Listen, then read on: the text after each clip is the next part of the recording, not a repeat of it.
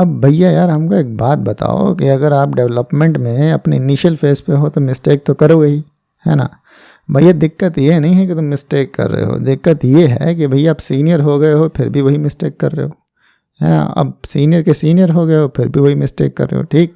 यार सिंपल सी बात है कि जब भी हम लोग शुरू करते हैं रिएक्ट के अंदर तो मिस्टेक तो करते हैं भाई, ठीक है। तो मगर यार वो परसिस्ट समय के साथ करता है तो ब्लंडर हो जाता है ना। और ब्लंडर आप नहीं अफोर्ड कर सकते अगर आप रिएक्ट डेवलपर हो तो, ठीक है भैया। क्यों नहीं कर सकते? क्योंकि जब आप एक्सपीरियंस बनते हो तो आपका क्लाइंट नहीं एक्सपेक्ट करता कि आप छोटी मोटी मिस्टेक करो, ठीक।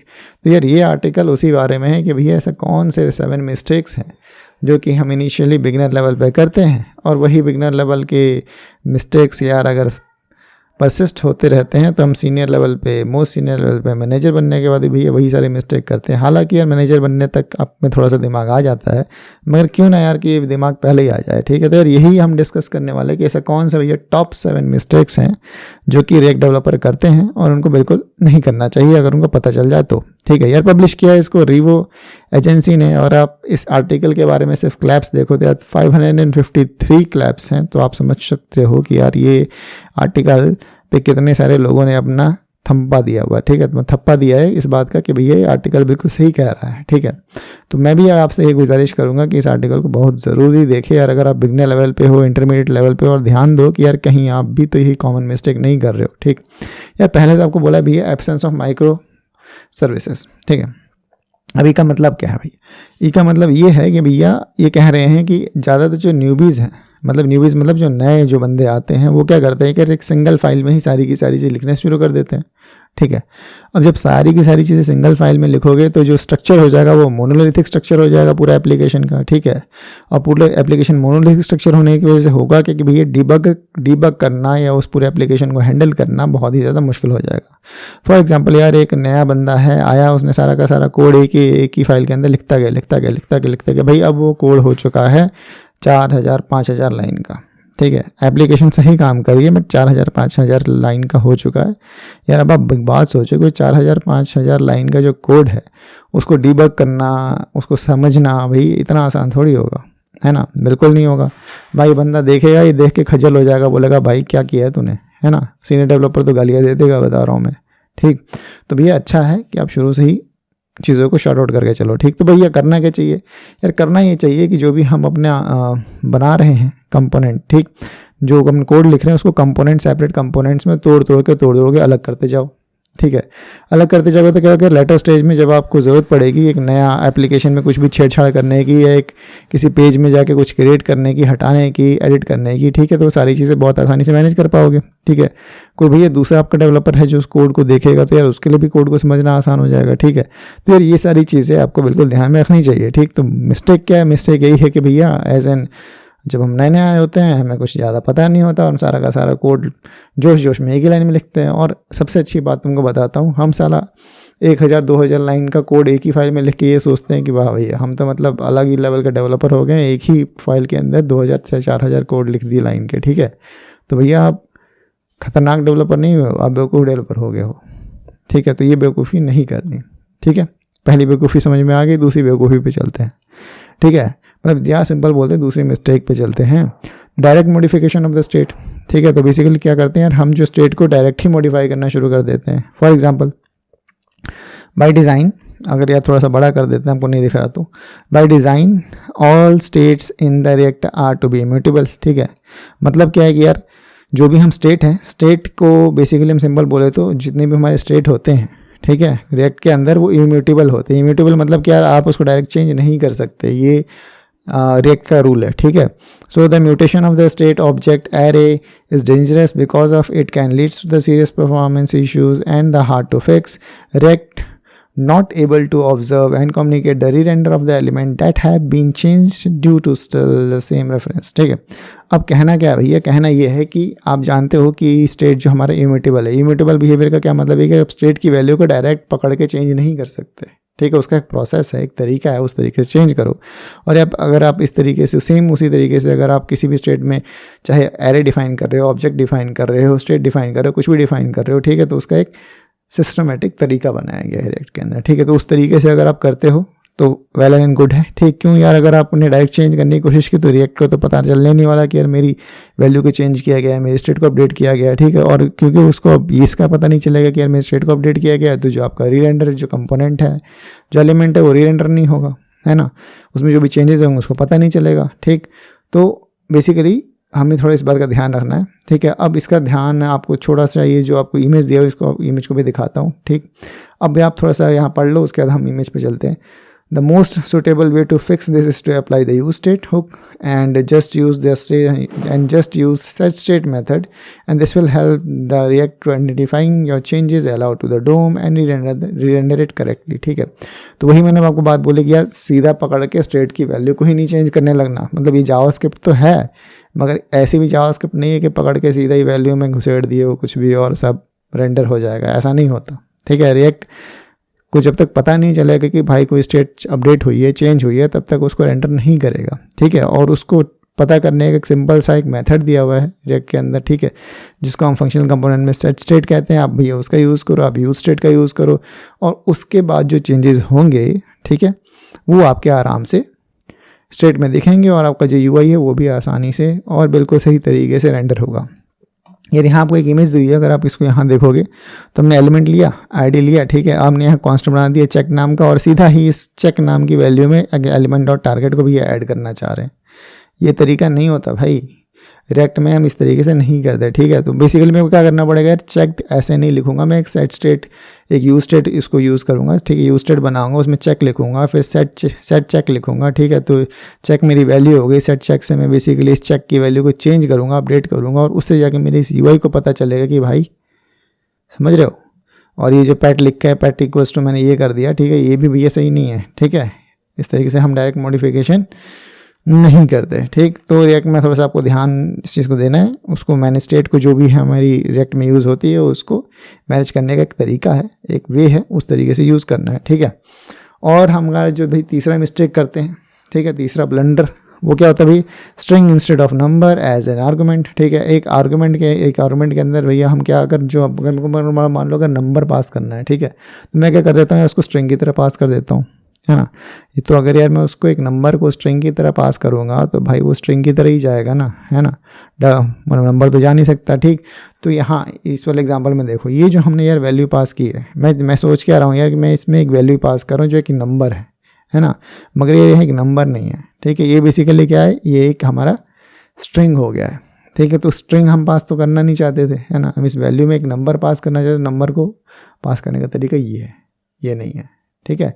ये एक तरीका कर रहे हो, इस तरीके से नंबर को पास करने की कोशिश करो तो गलत है, ठीक है। ये चीज़ नहीं करनी है भैया, ये एक सिली सा मिस्टेक है जो कि हमारे डेवलपर्स लोग करते हैं, ठीक है, जब इनिशियल स्टेज पे होते हैं। तो अगर आप भी इनिशियल स्टेज पे हो तो बेटर है यार, अभी समझ जाओ, ठीक है। To be honest, it is the trivial mistakes that a lot of developers make, but it should be understood that such a tiny mistake causes a lot of the problem in the future। इस तरह की जो mistakes है भैया वो आगे जाके बहुत ज़्यादा आपको प्रॉब्लम मारेंगी अगर आपको इसी टाइम पे नहीं संभले तो। For example, a component of the function is means to be have a number of props. एक जो कंपोनेंट होता है, एक जो हमारा कंपोनेंट होता है, फंक्शन होता है, उसमें बहुत सारे प्रॉप्स हो सकते हैं जो कि वो रिसीव कर रहा है, ठीक है, in terms of string. Such things may leads to an error and because that data type is expected, ठीक। अब इस तरीके से हम क्या करेंगे यार, अगर गलत डेटा टाइप सेंड करेंगे तो जो भी हमारा रिजल्ट आएगा भाई वो भी गलत आएगा, ठीक है। तो हमें ध्यान देना है कि हम जो डेटा टाइप सेंड करना चाहते हैं क्या हम उसको करेक्टली सेंड कर रहे हैं या नहीं कर रहे, ठीक है। ये चीज़ समझ में आ गई तो अपने को इस चीज़ का ध्यान देना है, ठीक है, कि हम जो भी डेटा टाइप सेंड करना चाह रहे हैं वो करेक्ट वे में हो रहा है कि नहीं हो रहा, ठीक है। आगे हमारा क्या, set state is anonymous asynchronous, ठीक है। अब एसिंक्रोनस का क्या मतलब है, to be honest sometimes even the experienced developer forget about it, so no wonder a newbie does the same mistake। what does this mean, इसका क्या मतलब है, ये synchronous का मतलब क्या है, ठीक है।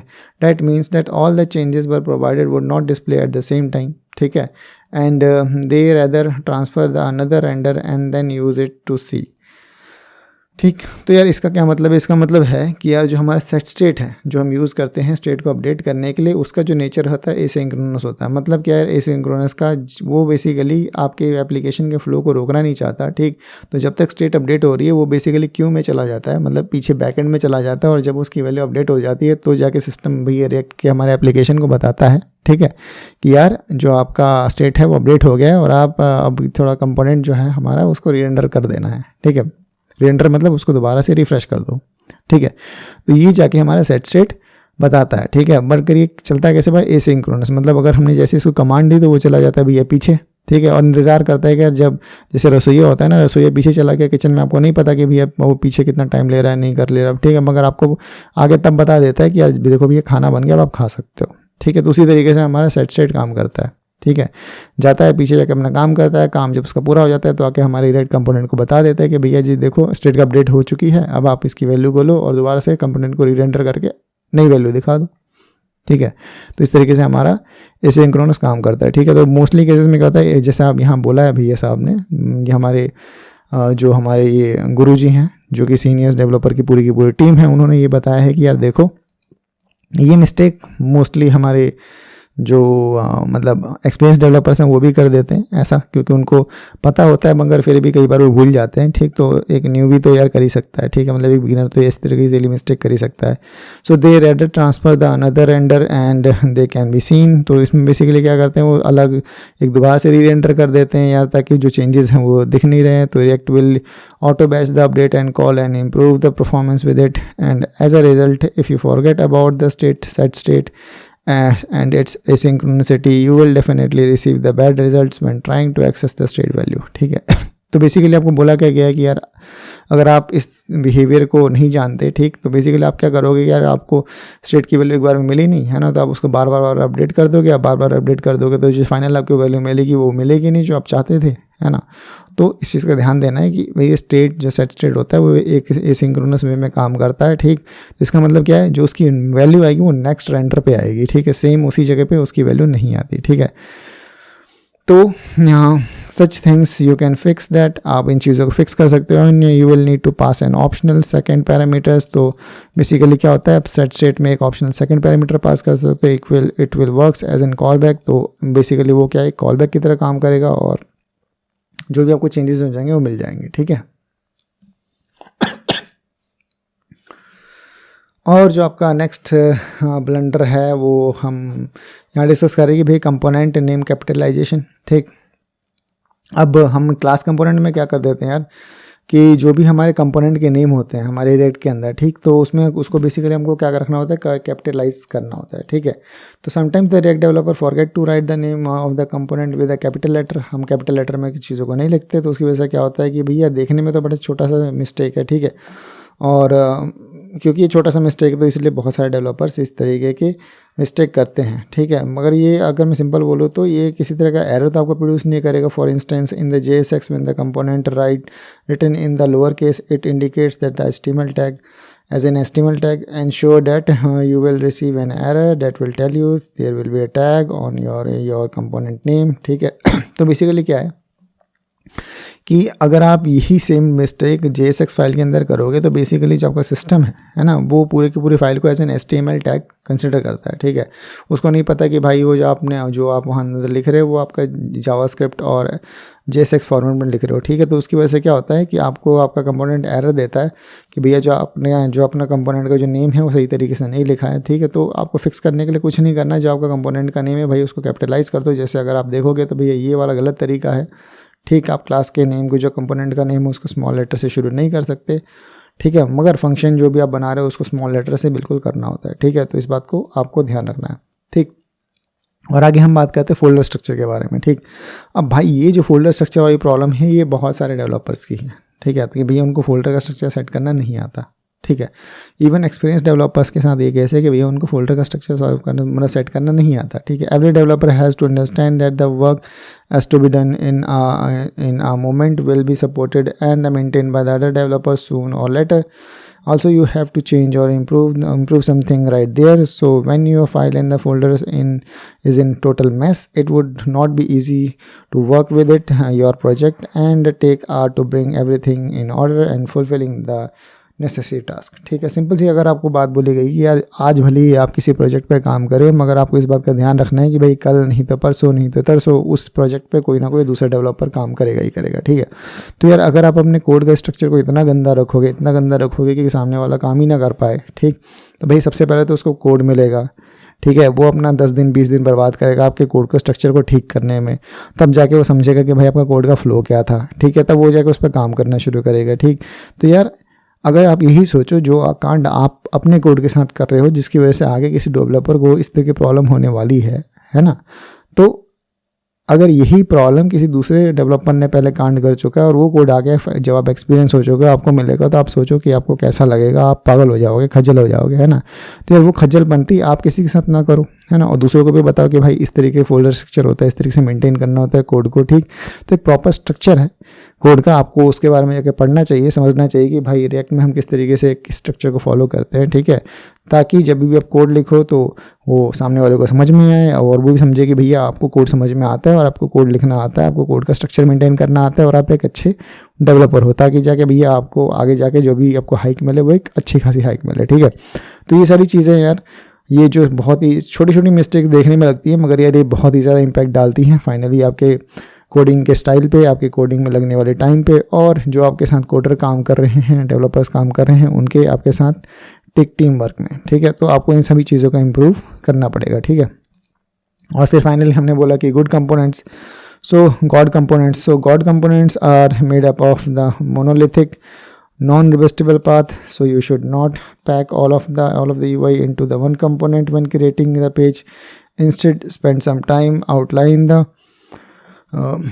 various related sections of the app, tune each into a separate component, and all of the component of your project are simpler to maintain and reorganize as necessary when the components are separated in this way. ठीक है, तो God component की हम बात करें तो God component कहने का यार सिंपल सा मतलब है कि गॉड कंपोनेंट ज़्यादा कुछ नहीं है भैया, आप अब गॉड कंपोनेंट बनाने की कोशिश मत करो, मतलब पूरे के पूरे अपने एप्लीकेशन को एक ही फाइल में डालने की कोशिश मत करो। ठीक है, इससे ज़्यादा अच्छा है कि भैया आप उसको छोटे छोटे पार्ट्स में डिवाइड करो। ठीक है, और उसको एक प्रॉपर स्ट्रक्चर में दो, एक चीज़ से रिलेटेड सारे के सारे कंपोनेंट, सारे जो फाइल्स हैं वो उसको एक फोल्डर में डालो। ठीक है, ताकि उसको मेंटेन करना ज़्यादा आसान हो जाए, उसको समझना ज़्यादा आसान हो जाए, और जब भी कोई प्रोग्रामिंग खुद से भी करो तो आपको नेक्स्ट टाइम पता हो कि आपके सारे के सारे कंपोनेंट किस डायरेक्टरी में पड़े हुए हैं। ठीक, तो इस तरीके से आप अपने कोड को अच्छे से मेंटेन कर सकते हो। तो फाइनली यार सिंपल सी बात है कि यार हम लोग ह्यूमन बीइंग है, कंक्लूजन में यही कि यार हम लोग ह्यूमन बीइंग है और हम मिस्टेक करना हम पीछे छोड़ते नहीं हैं भैया, मतलब हमें गलतियां करने की आदत है और हम गलतियां करते रहते हैं। ठीक, मगर गलतियों को सुधारना भी हमारा ही काम है। ठीक है, एज एन डेवलपर आपकी ये रिस्पॉन्सिबिलिटी हो जाती है कि आपकी जो क्वालिटी ऑफ वर्क है वो अच्छा हो। ठीक, और उसकी वजह से किसी और को प्रॉब्लम ना हो और आपका कोड किसी तरीके का एरर ना प्रोड्यूस करे। ठीक है, तो यही एक डेवलपर होने के नाते आपका कर्तव्य है और आपको इसको पूरी निष्ठा से निभाना चाहिए और अपने कोड को अच्छा बनाना चाहिए। यही है हमारा इस वीडियो का संदेश, और मिलते हैं आपसे अपनी नेक्स्ट वीडियो के अंदर। तब तक के लिए bye and have a nice day.